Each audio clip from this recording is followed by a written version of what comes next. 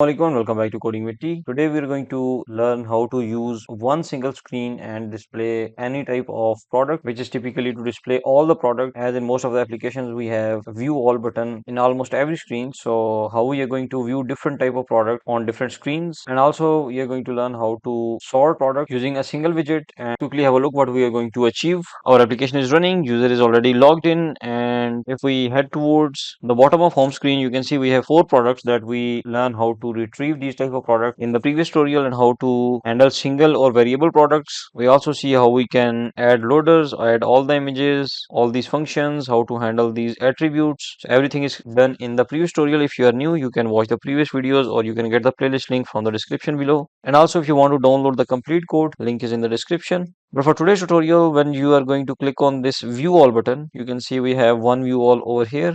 Head towards the store.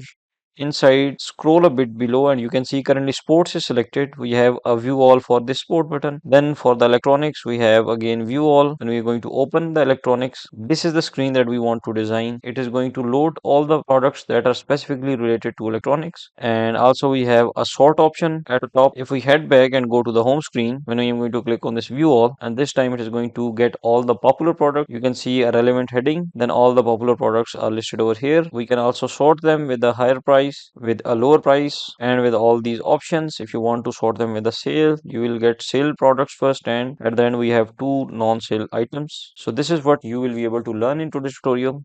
Creating Flutter e-commerce application, and we have already completed all the previous four sections in which we learn thoroughly each and every step to design this application. We already completed the backend for login, in which we covered almost every tutorial that needs to be there to create a user authentication and let the user log in. We learn how to upload images of the user profile, how to get images, and bunch of other things has been completed. And for today's tutorial, which is the last section, we are about to create view all products.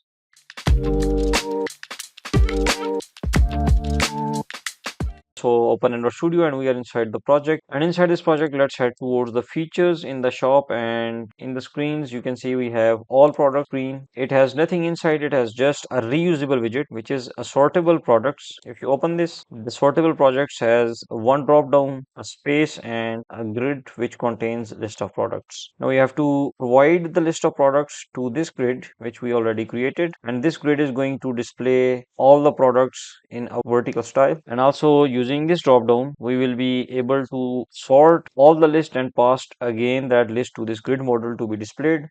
So first of all, how we are going to query this? We are not going to receive list of products, because let's say we have tens and thousands of products inside our database. If we are going to retrieve all those products and save them inside our function, that will be not a good approach, because even if user open the application for the first time, reaches the home and close the application, only this click is going to get all the thousands of products to be loaded inside your application. That will definitely take time, and also there will be lot of reads from the Firestore. And if you're creating your application for the client, he is not going to be happy, because all those reads are going to be very expensive. So to avoid that, we are going to only display relevant products. We are going to get those products from the database. Let's say 10 products, 20 products, as many products you want. We will only retrieve those products when user is going to click on view all button, right? So to do that, we need different type of queries to be performed. Let's say we want featured products. Let's say we want products whose category is sports, or let's say we want a products of some specific brand. So to do that, let's take an example of the home screen.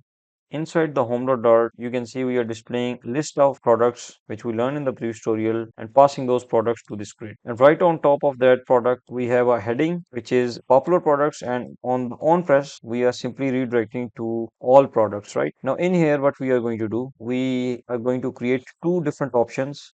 Inside all products, we want to receive two things. First one is a title, and second one is optional query, a Firebase query. If you can pass to this function, and this function will be able to execute that query by its own self. And also, if you want to pass a complete future method, that should be triggered whenever this view all button will be called. Again, here I have created three variables. The first one is a string, which is going to receive the title which we want to display to this product. So title will be replaced with a manual title over here, and we cannot use a constant now. After that title, we have a query parameter. So if you want to use this query parameter, you have to import cloud firestore.dart, and at the third we have another method. So you can see these are nullable, so it's optional. You can provide a query or you can provide a future method. So future method is a future of type list of product models. So you can provide a future method which should be of type list of product models, because we at the end want to display list of products. So we will see these both in a few minutes. So first of all, because we want to call the future method and we cannot use a wait sign, because future method takes time. They are going to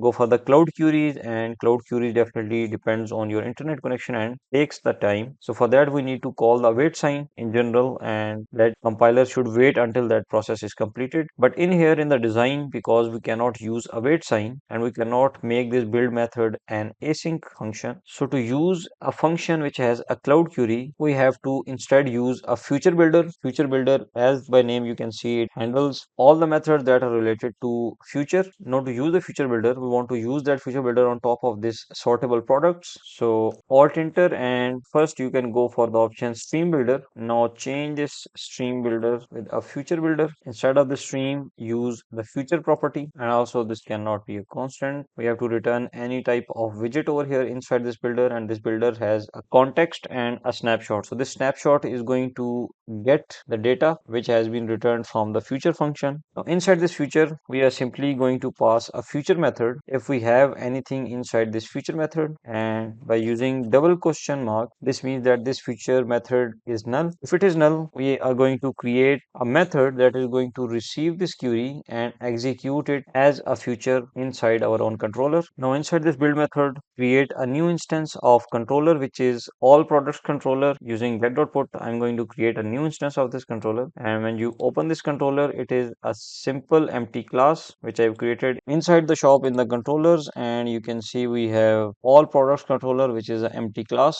Currently it has nothing inside. Okay, inside this products controller, the first thing we need to call our product repository, which is going to deal with the backend with the Firestore. You can see I'm not using get.put to create a new instance, rather I am using product repository.instance, which is using get.find. This means that it is going to find already created instance of this one, which is the product repository. Now create a new function. This function is going to return future type of list of product models. So whatever query we receive over here, we are definitely going to query it to get list of product. Either it's a one product or multiple products, but we are going to receive list of product model, and over here this function is going to be called. Now inside this function, first create try catch, and inside this try catch, first of all we are going to check if query is null. The query we received over here is null. We're going to return empty list. Else, if we are going to catch any exception, we're going to display a pop-up which we have already created using get.snackbar, the class you can see over here, which is a static class. So we can directly call tloaders class dot method, which is error snackbar, and send the message, and again we're going to return an empty list. Now if this is not the case, we are going to call repository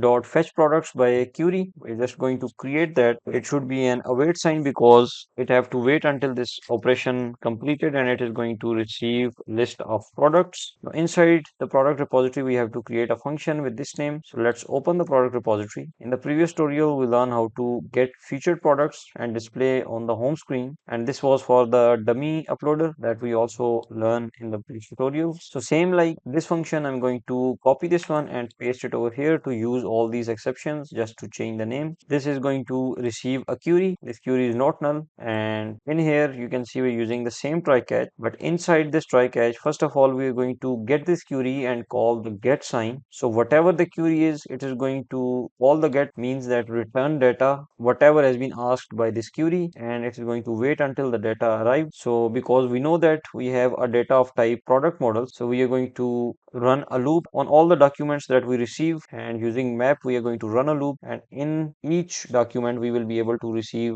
a JSON type of product model. So if we receive the JSON, we know that we have already created product model dot from query snapshot, and basically multiple people are having an issue that we receive null, or typically I don't remember the actual error, but it is something like if you receive error which is null cannot be assigned to string or to integer or some other variables. This means that when we are going to receive data from this stock keeping unit, which is basically a string value. And if you see this SQ, it is a nullable type of string. So this can accept null over here. But if you hover this title, it is a type of string and it is not nullable. This means that this title cannot receive null values. So if we add data of title and we forget to add double question mark, which means that if this value is null, assign empty string instead of null. If you don't have anything like this over here, like if you see the stock, we have integer type of stock, so they can only accept integers. The stock can only accept integers. We cannot assign string or null to this stock. So if we receive the data which is null from this stock, we don't have anything like this stock in the database, and we receive null over here, then this double question marks will be triggered, and instead of using the null value, it is going to assign 0 to this stock, right? So this will be able to overcome. So again, if you don't know about all these, we have covered in detail. Each and everything is discussed in the previous tutorial. So if we head back using this product model from query snapshot, we will be able to get all this data, and by using toList, we are going to convert it into a list, and we will be able to return that list from this function.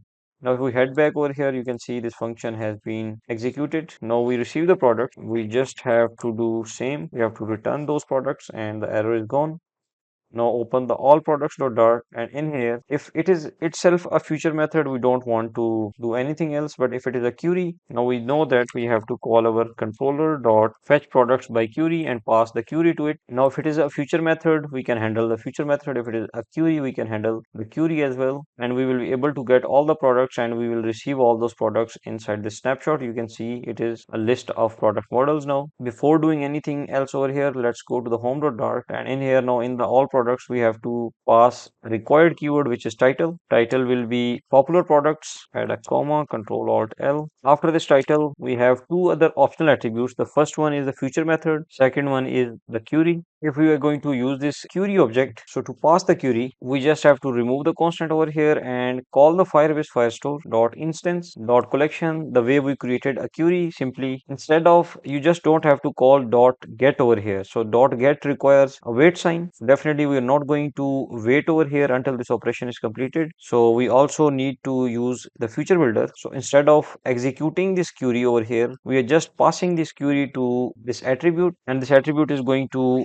get to the all products and will be executed. So this is one way to do this. If you don't want to use query and you have already created a method whose duty or whose function is to retrieve all the products from the repository, you can also pass that function instead of executing that function. Now in order to use the next one, which is future method, we need a future method. So because we have all the methods in the controllers, so open the controller, you can see we have one method which is fetch featured products. This method is only getting featured products, which is 4 featured products from the repository. So first of all, we have to duplicate this function, and you just have to write get all featured product, remove this limit because we want to get all the featured products where is featured value is true, and inside this products collection, now it is again going to return all the featured products. And also inside this controller, we have to create a future method fetch all featured products. You don't have to load anything and also don't have to assign anything over here. So if there is nothing loading, we don't need finally, but instead we have to return list of product models. And if we caught any exception, we just have to return empty list and return actual products from here. So now we have a function whose duty is to get all the featured products. Now instead of triggering this function, we can open the home.dart, and because we already have an instance of controller of this product controller, down below where we are calling the all products, we can pass future method controller dot fetch all featured products. Now this is going to only pass this method to the future controller, and by this way we will be able to call this screen as many times as we want, and we can pass anything which we want to pass if we are going to pass the future method. So first priority is the future method, it will be executed. So if we don't have anything in the future method, then it is going to look for this query. So let me remove this query.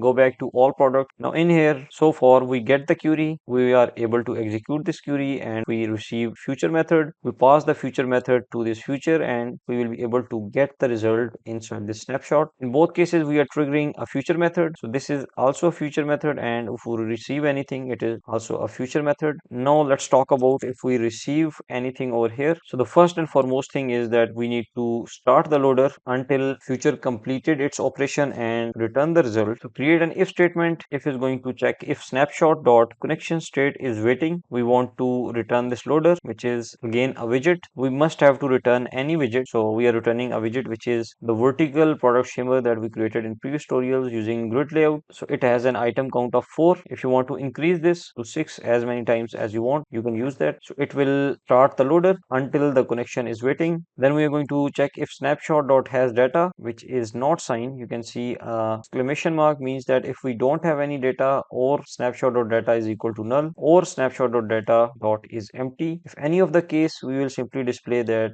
no data found. And at the end, we are going to check that if snapshot dot has error, we are going to display center widget with the text something went wrong. And if none of the cases above triggered, simply this return sortable products will be triggered and we will be able to display all the products. Okay, so at the end, we received the products. We found products without any error. So snapshot.data is going to return a list of products to us. So we will receive the products over here, and now we want to pass the products to this sortable products widget, which has one drop down, and then it is going to display all the products. So first of all, let's create a variable which is going to receive list of products. Created a variable over here and call that variable with the required keyword in the constructor. So we will receive all the product inside this grid layout. Instead of passing a single product which is empty product each time, we can simply use these products, and at current index of this grid layout, we will be able to pass unique product each time. Okay, so far we receive the products, pass the products over here, and it is going to display the products, which is very fine, nothing wrong with this one. But if we are going to toggle with this drop down, let's say we want to sort first products with a name, then with a higher price, with a lower price, or any other option, then definitely we want to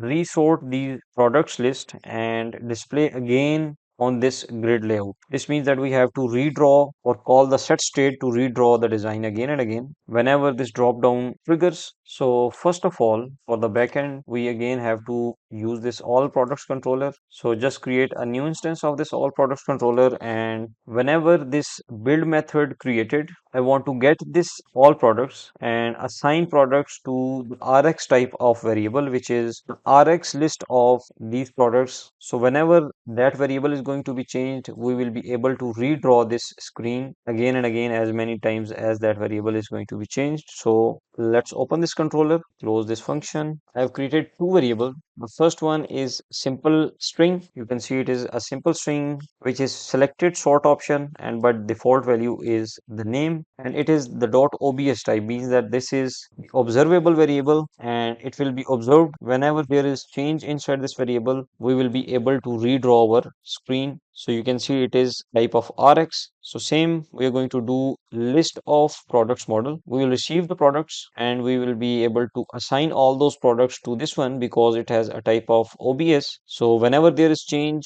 for this OBS, it is going to redraw itself again. So instead of calling or using the same products, we are not going to use them. We are going to use controller dot products, this one, and get the current index to retrieve a single product. Now, whenever there is change inside this products, it should be redrawn. So we have a widget which is going to redraw this, which is OBX widget. It requires a function like this. So whenever there is change inside this .obs variable, this OBX, which is observer, is going to observe the one who is being observed and redraw the grid layout for us. Before assigning all these products, let's open the all products controller and create a sort method, void sort products. It will receive a string that we are going to compare, sort option. Inside this sort options, we first have to change the selected sort option dot value is equal to new sort option, and then we're going to run switch statement, pass the sort option to the switch, and then each case we are going to check this, and you just have to make sure that we are going to receive each time these values. So you just have to copy these strings and paste it over here. So if we receive sort option as name, we just going to call the products, all the products which we have just received, dot call the sort option because it is able to be run on a list of elements. So it is going to get the first element and the second element as a function. So for the name attribute, we are going to compare the title. So it is going to get the title of this product, a dot title dot compare to b dot title, and will sort it with a name word, and same way we're going to do for all the variables. Second case is higher price. It is going to sort with the b dot price value of this products model. Then we again have the lower price. It is going to, you can see first for the higher price, it is going to use b dot price first, and then for the lower price, it is going to get the a dot price and then b dot price. For the newest, we are using a dot date comparing with the b dot date of the product, and for the sale, if b dot sale price is greater than 0, this means that if we have anything on the sale, we will compare it by this way with the sale price. Else if we are going to return -1 and return 1, because these are the options that we again returning from here, 1 or -1 for the sort options. And if none of these cases, we are going to use the default attribute, which is the title one, which is basically a name sort. And at the end, I'm going to create another variable. It is going to receive list of product model, all the products, and simply assigning all the products to this list, which is this dot products dot assign all these products and all the sort products with the default name attribute. Inside this controller, whenever this controller is created,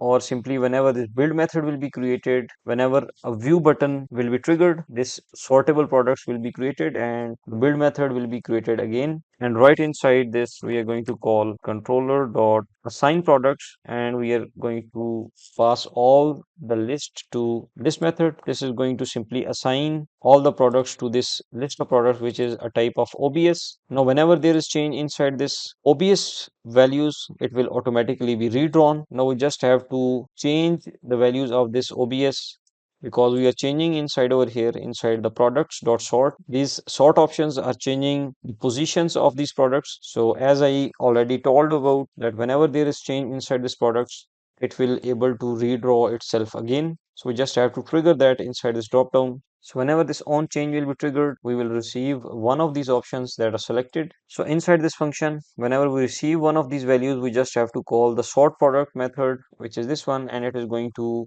trigger a change inside these products, and this is going to redraw all the products for us. So whenever on change will be tapped, all the products will be sorted by its own self. And to display the selected value, we have to use a value tag, and all the time we will have selected sort option inside this variable. Now we have to pass something where we are using these sortable products. We have to provide empty list. And now inside this future builder, at the very end, we just have to call the products and pass all the products that we received from the future. Remove this constant and we have nothing and all the errors are gone. Now let's run this application. Okay, so our application is running and you can see we are inside our home screen and we received all the products. When we're going to click on this view all button, you can see a loader, and then we have an error which is that we are not using OBX properly. So open portable products because we received the error over here, not in the drop down, but inside this grid layout where we are using this OBX. Okay, the error is because we don't have any product which is using .obs inside this grid layout. So we are using static count, which is item count as 8. We have to replace this with the controller dot products dot length. Now we have a variable right next to this obx variable, a widget which is using dot obs type of variable. So let's save it. And you can see we are able to display all the 4 products that are popular. Okay, now if you see in the all products, we are working on a feature builder that you will be using inside your applications later on, or maybe inside this current application multiple times. First of all, you just have to check the connection state. If it is currently loading, show the loader. Then we have a no data found. Then we have something with the, if there is any error in the snapshot, we have to display that.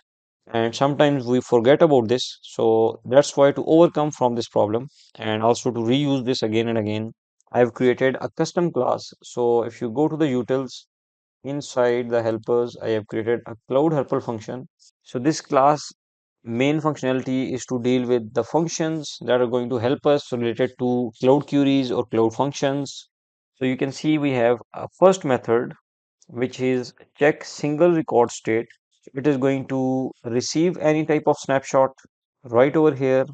It is going to first check that if we have a waiting connection, it is going to display a center circular progress indicator.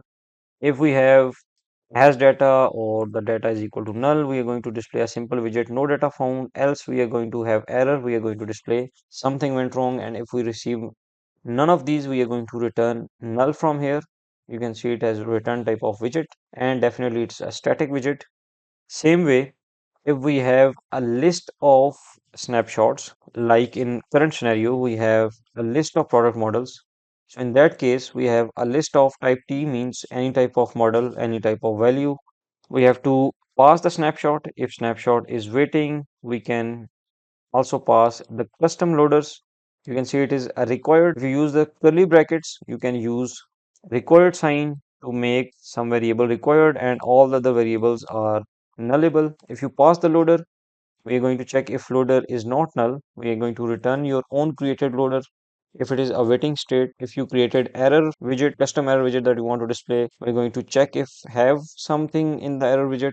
Instead of displaying a simple center text, display a specific error, else display something went wrong. And if nothing found widget is passed, same way we are going to display that, else we're going to display no data found, and we're going to simply return null. Instead of all these, how we can use that class? We have a custom loader over here, so let me remove the rest of the things, because in this case we want to display a custom loader instead of displaying a simple circular progress indicator. I'm going to call this function, which is a cloud helper class dot check multi-record state, because in this case we have a list of models inside the snapshot. And as a loader variable, I'm going to pass the custom loader that we just created, which should be a widget. And if we add a comma and press control space, you can see I can pass error widget, nothing found widget as well. But as we don't want to pass it, it will use the default values. And to display any of the widget, we just have to check that if the widget we received is not null. If it is not null, we want to display that widget and simply return it from here. In the else case, we want to return our own main widget. So now you can use only this one line, and also if the widget is not null, so these two lines are going to work perfectly for your future builders. So if we run it again, so data is loaded again. So click on view all, you can see the loader, and now everything has been displayed. Now let's click on the sort option and click on higher price. You can see the values has been shuffled. Let's click on figure the lower price, and you can see the lower price values are now at the start. Also, we can deal with the sale price because all the products are on sale. So definitely we can currently see all the products. We have a newest category. They are same still. And also you can sort with the popularity because we don't have anything for the popularity tag. So that's how you can deal with all the products.